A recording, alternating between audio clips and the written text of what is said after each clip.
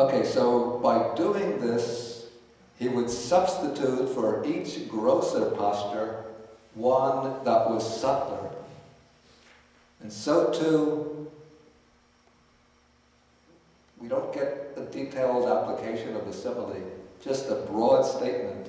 So too, when the monk gives attention to stilling the thought formation of those thoughts, then those thoughts connected with desire, hatred, and delusion are abandoned and subside. So what does this actually mean in practice?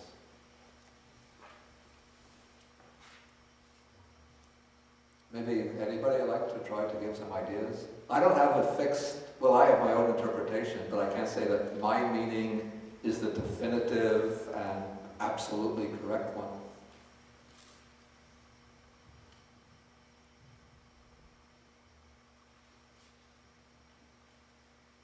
Just go ahead and speak, just... To me, it just seems like you just have to tell yourself to stop. Just stop. It's really quite simple. It could be that. Which can work. But it takes a bit of effort. It's just stop. What I'm getting out of the whole thing is that... Yeah, maybe it's best to take this floating microphone.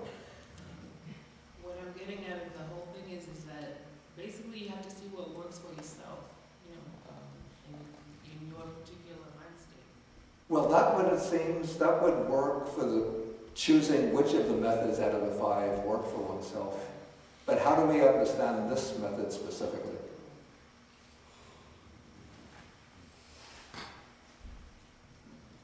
For me, it suggests bringing an attitude of investigation or questioning to why am I thinking like this? And which can bring a release. Yeah. In fact, that's one of the explanations given in the commentary. When one finds oneself thinking some distracting thoughts, one asks, why am I thinking this? Then one goes, one sort of traces back the chain of thoughts. Why am I thinking that? Why was I thinking that? And as one goes on investigating, then the mind is turned away from that disturbing thought into the series of investigations. And then at a certain point, then one could just drop the investigation and go back to the primary object. So I saw some about it.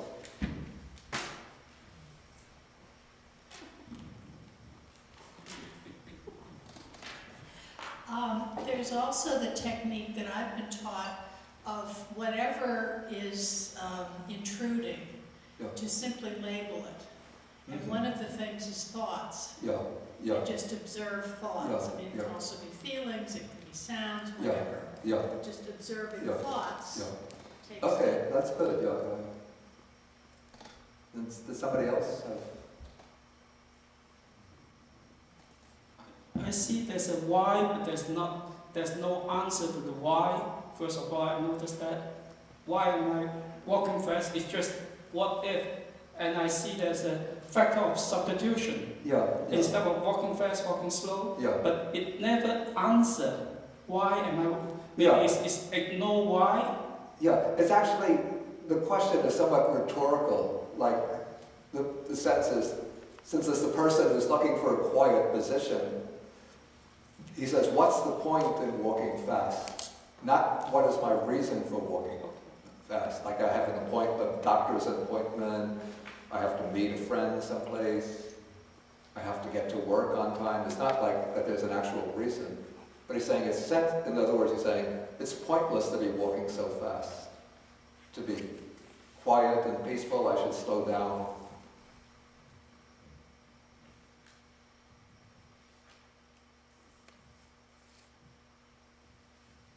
Okay, so everybody is given their explanation.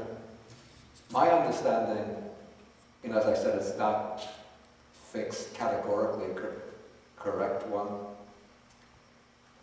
is that when the mind is giving way to some of these disturbing or distracting thoughts, what one would do would be just to drop the primary object and just watch the thoughts themselves.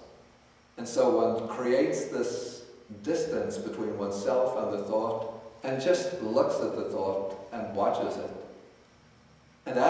watches the thoughts, one finds that the thoughts by themselves tend to sort of settle down.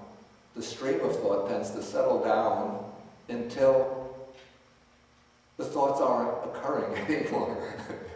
So that the mind is just at a completely observant station, a completely observant poise, looking into itself, watching for thoughts to arise, but because one is taking this observant stance towards one's own thought processes, the thoughts have slowed down. At a certain point, they stop arising.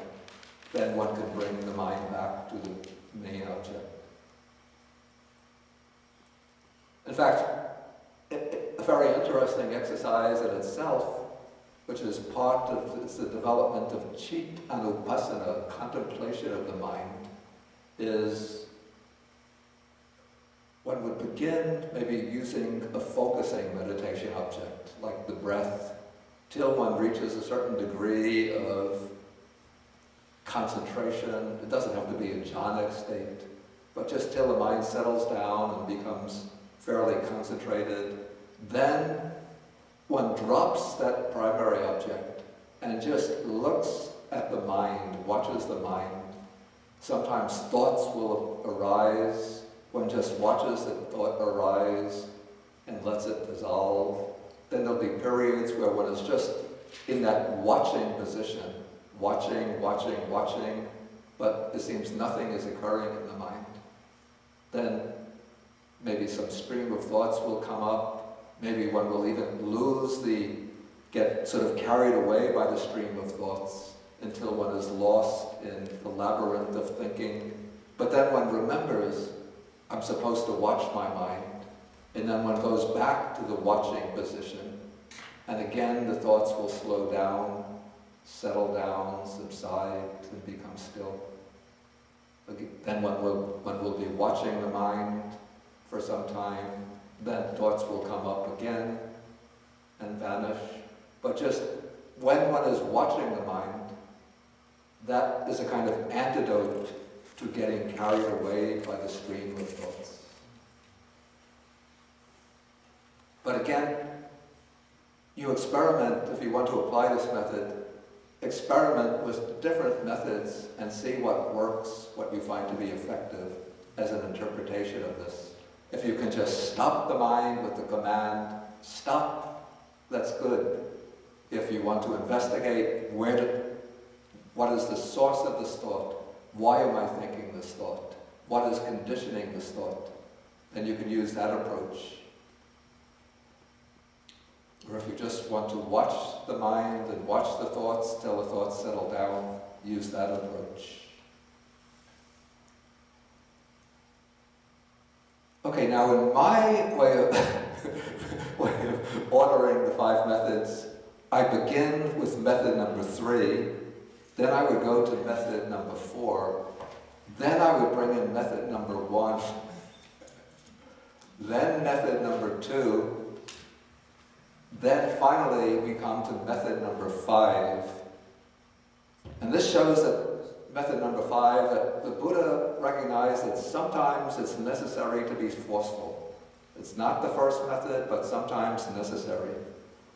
So, okay, if while he is giving attention to stilling the thought formation of those thoughts, there still arise in him these bad, unwholesome thoughts, connected with desire, with hatred, with delusion, then, with his teeth clenched and his tongue pressed against the roof of his mouth, he should beat down, constrain, and crush mind with mind.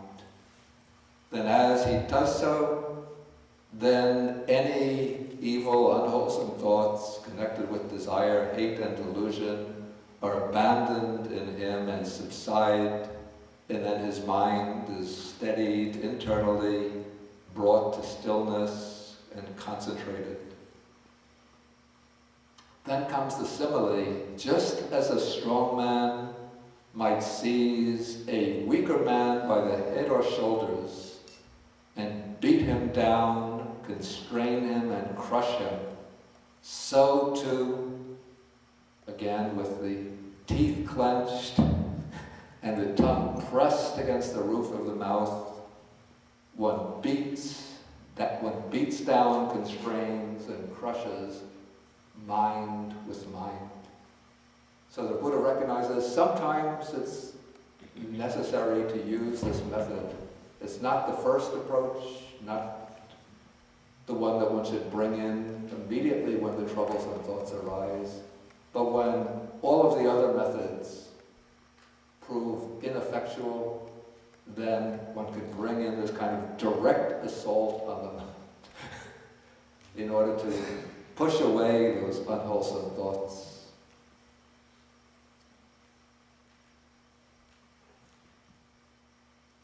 Okay, then just to take the concluding paragraph of the sutta. Okay, actually here the Buddha sort of sums up by going through all of the 5 methods again in brief.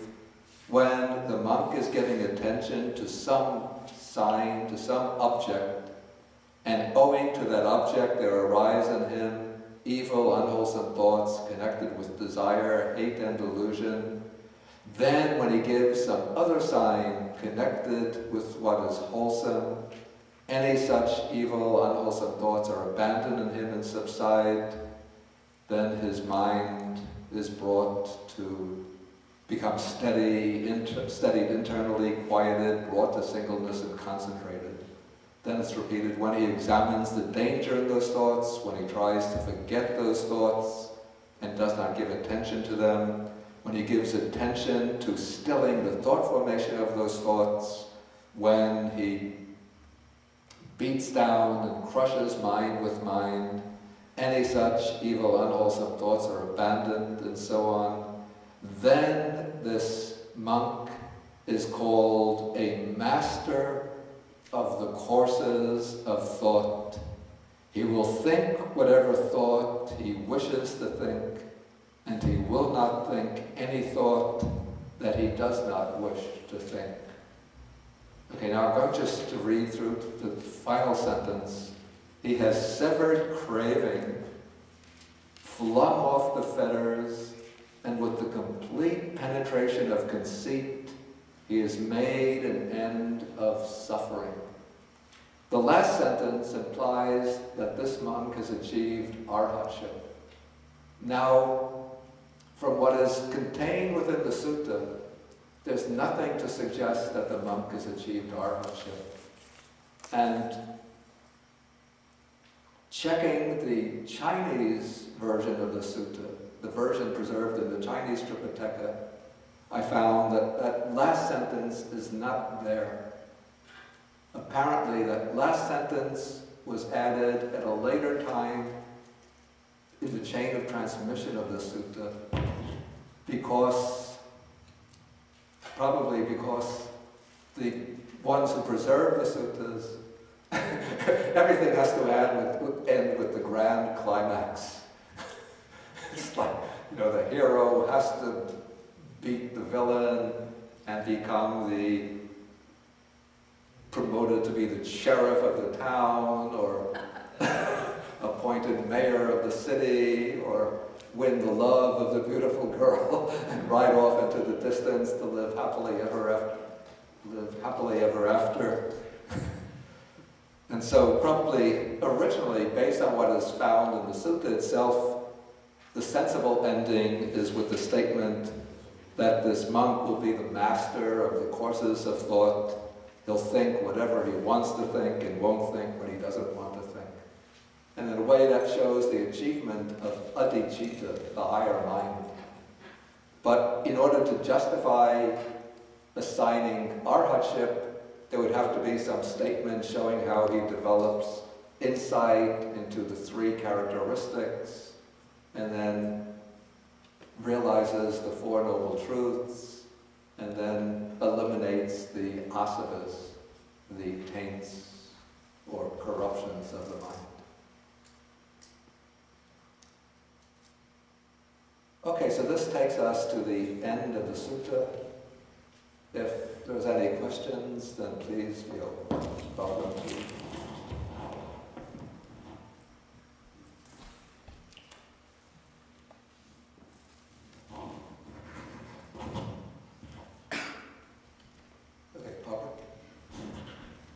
Is this on? Yeah.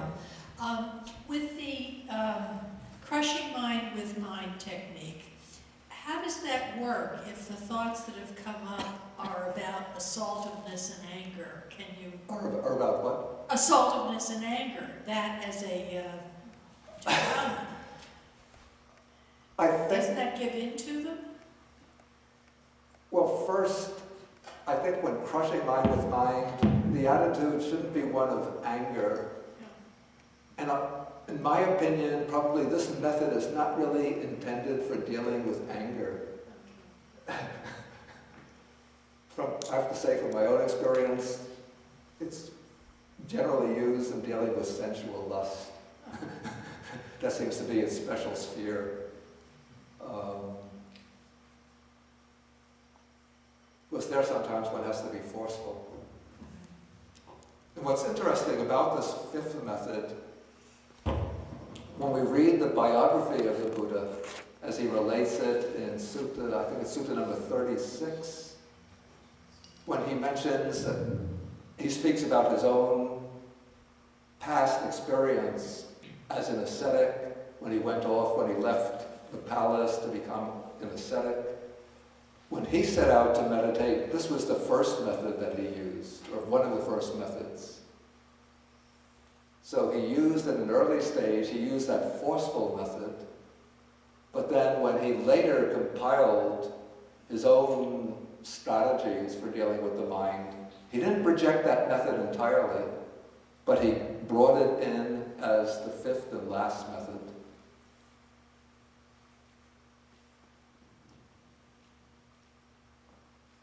It can be useful for sensual lust. It could also be useful for dullness and drowsiness. Sometimes just by making a really firm determination not to give way to this dull, heavy,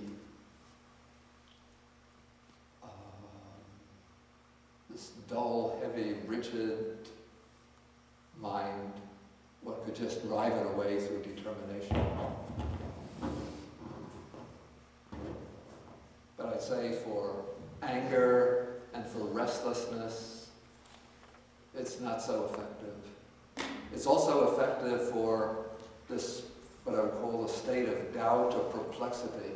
Sometimes the mind makes a lot of trouble just by raising questions, doubts. Is it this way? Should I go about it that way? What if I do this? What if I do that?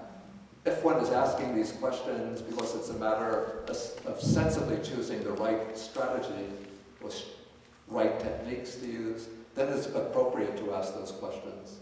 But sometimes the mind just becomes a chatterbox, casting up these questions just as a kind of malign, self-defeating way of pulling one off the track of meditation. Then one just has to make that determination, stop. That's like you know, stop asking those silly questions. Just fix the mind on the object and keep it there. And then that determination can be enough. Maybe it doesn't mean that one goes into perfect samadhi, but it cuts off that stream of senseless questioning and the kind of the chatterbox of questioning thoughts. Does somebody have a question? Do you literally clench your teeth, or just something on mental thought? Is that something you physically do, or something that you do in your mind? I'm saying, yeah, I don't think it's really so necessary to clench the teeth. Yes, It's just showing the sort of forceful attitude of mind. But sometimes if one adopts that forceful attitude of mind, maybe naturally the teeth tend to become a little bit clenched. Mm-hmm. And what is the other one? The teeth clenched and the tongue pressed against the roof of the mouth. I don't think one has to take that too literally. Okay. That's it. Thanks.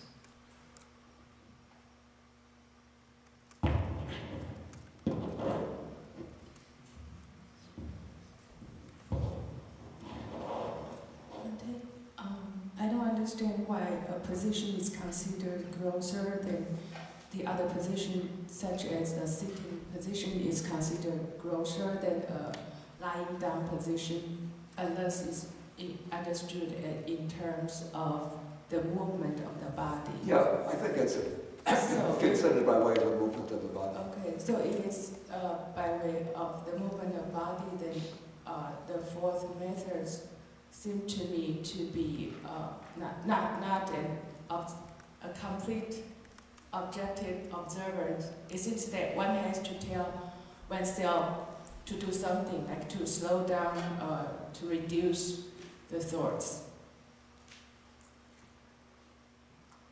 Yeah, this could be another interpretation of it. Just as the person, this is the point, just as the person who's walking will tell himself at each specific points, stop taking that grosser position and take the subtler, quieter position. So if when one is observing the thoughts, one could tell oneself, stop thinking these thoughts. Actually, then this would be similar to the method that, your name again? That Drea had recommended, just saying stop. Except here it goes in sequence rather than just as one command which totally obliterates the stream of thoughts. But probably one just keeps on telling oneself, stop, stop, stop, and then the thoughts slow down until at a certain command they will stop completely. And then one can go back to the main object.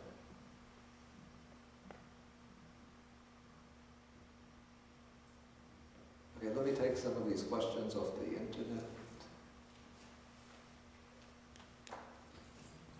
Okay, is thought formation the same as the mental formation? I think by this he means the aggregate of mental formations. Or is it referring to verbal formation related to intention of thoughts?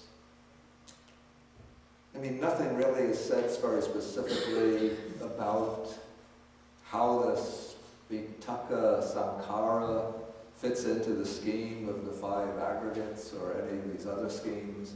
So I think we should just take it in terms of the actual meaning of the words rather than to try to relate it to other schemes that we meet in the suttas. Just what I would call the activation of thoughts or the constructing or fabrication of thoughts. Okay, then the second question. These methods call upon energy or virya. Can other spiritual faculties like faith be used to develop the higher mind? Actually, I wouldn't say that these methods use exclusively energy or effort, but there's actually a combination of factors here. And I say it's a combination of virya, that's energy, with mindfulness, which brings greater samadhi or concentration. And so actually, and also with mindfulness, one needs clear comprehension. And so I would say energy, mindfulness, clear comprehension are all working together here. One needs clear comprehension to recognize the thoughts, to be able to identify them. One uses the sati of mindfulness. Excuse me. Let's say one brings in the virya or energy to dispel the unwholesome thoughts, and one brings in the mindfulness to keep the mind focused on its original object or to attend to the new object that one takes up. So there's a combination of factors that are used here.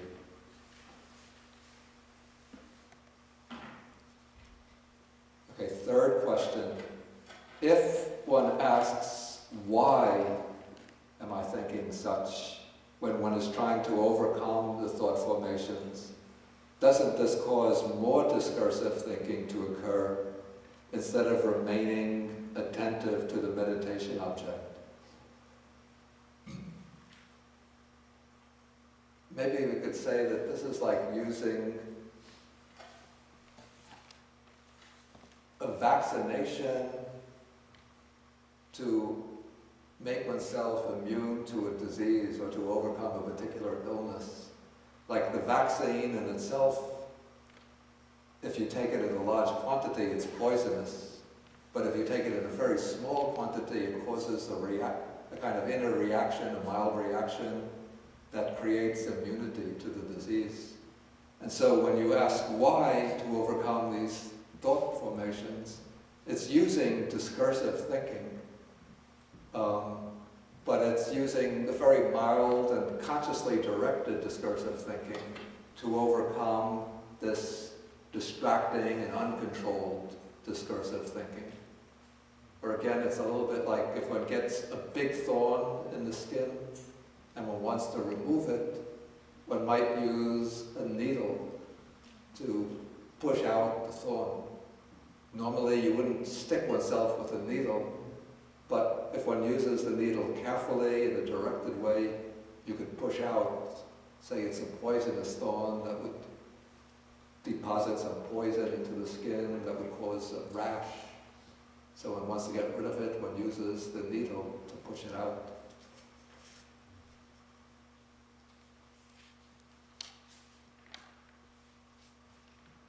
Okay, how do other methods to overcome distracting thoughts, like counting the breaths, chanting a mantra, or switching to metta, loving-kindness meditation, fit into the 5 methods given in this sutta? Okay, things like counting the breaths or the metta meditation, they can actually be the beginning meditation subject.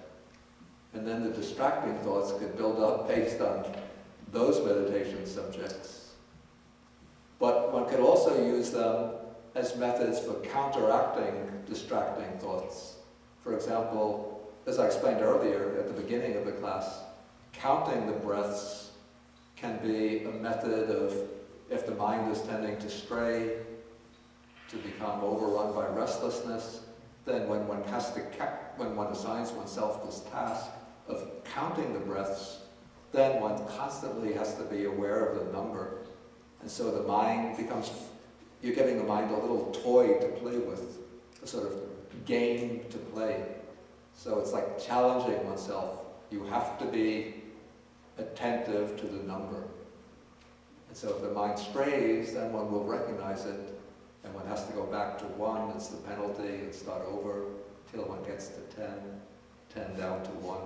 And then this helps to keep the mind back on the meditation subject. Then the metta meditation can be used to overcome ill will and anger. It's the direct antidote to ill will and anger. Chanting the mantra, in the methods that I've been trained in, we don't actually use the mantra, but if that method works, it becomes, again, it's a method of having some object on which to focus the mind so it doesn't get distracted. Okay, maybe at this time we'll take a break, and then we'll come back after lunch at 12 o'clock, maybe a few minutes after, for a question and answer discussion period. Then I should mention that it's at 2 o'clock, Heidi? Yes. There will be a service, interfaith prayer service today for the victims of the earthquake in Haiti and also the earthquake in Chile last week. So if anybody wishes to stay for this, you're welcome to join in and participate.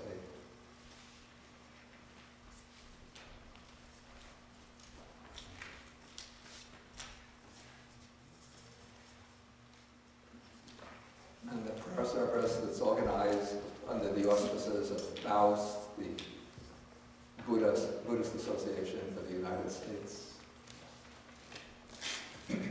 Okay, so we'll end with the sharing of the merits from meditation, speaking on the Dhamma, discussing the Dhamma. We share the merits with the deities, the dragon spirits, the Bhutas and fear spirits, asking them to rejoice in these merits, to protect the Dhamma, to protect the world, to protect ourselves and others. Well, recite in Pali. You could join in if you'd like. Akasata chabumata